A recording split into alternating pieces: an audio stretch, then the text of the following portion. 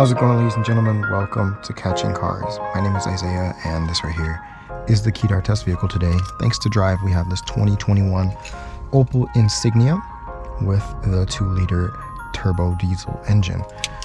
Puts out right around 174 PS. So we're gonna go ahead and take this out on the Autobahn and see how it goes. And then I'm gonna tell you guys what I think. We're not gonna do the timed acceleration, however, because we're not on a flat part of the Autobahn right now. So we're just gonna launch onto the Autobahn, and then I'm gonna tell you guys what I think. Before we get going, be sure to subscribe to Catching Cars, and let's see how fast we can get this thing here.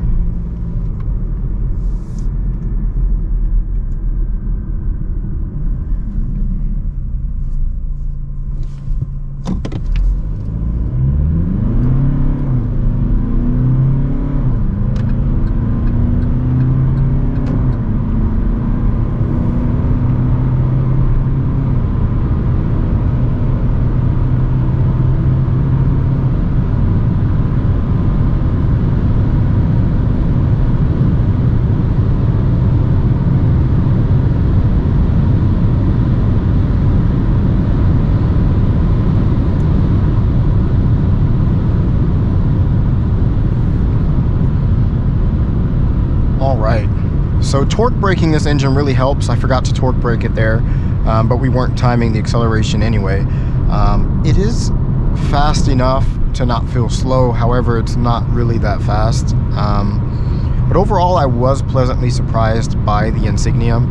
Material quality is decent, and overall just the feel. It feels like I guess a big sedan, which it is. It feels very American almost as well, maybe because there's still a lot of GM parts in this vehicle, and basically you can get the same vehicle as the Buick, I think it's the Buick Regal in the United States as well.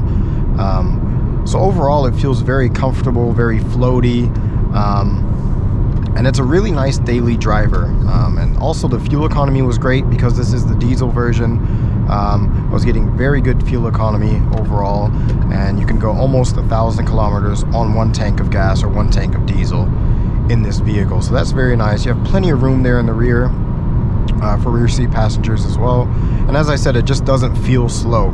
It's not super fast, but it's fast enough even for a person like myself to go on longer journeys and whatnot, just cruising around. And then if you have to pick up speed, you can also do that fairly easily. Of course, it's no rocket ship again. There was one major problem I had with this thing though, however, and it has to do with the I guess the safety systems again, and in this case it was the forward collision system. I've had this car for a week, and there were 2 occasions where it really just slammed on the brakes for no reason. Everything was fully under control. Yeah, so that's a problem. Again, another vehicle where I think these systems are just not the way they should be. They're not fine-tuned the way they should be, and I guess the brands, they sell them to you as, you know, features and safety features, but really they get fairly dangerous for an experienced driver like myself, and it can be very annoying. So normally I just get in the car and the first thing I do is turn them off. But that's really the major problem I've seen with this thing. Of course, it's only an Opel. It's nothing special. It's not really a head turner. However, I do think it's a fairly decent looking vehicle, especially nowadays everybody's going to SUVs, and I think seeing a sleek sedan like this is definitely a change of sight, and overall a very nice looking, decent looking car. So I can definitely recommend this one as well, especially with this diesel engine. I think this is a great combination. The diesel is kind of loud.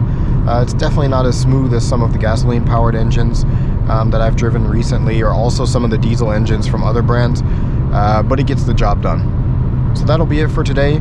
Be sure to catch me in the next video from Catching Cars, and hit the like button, subscribe, and see you then.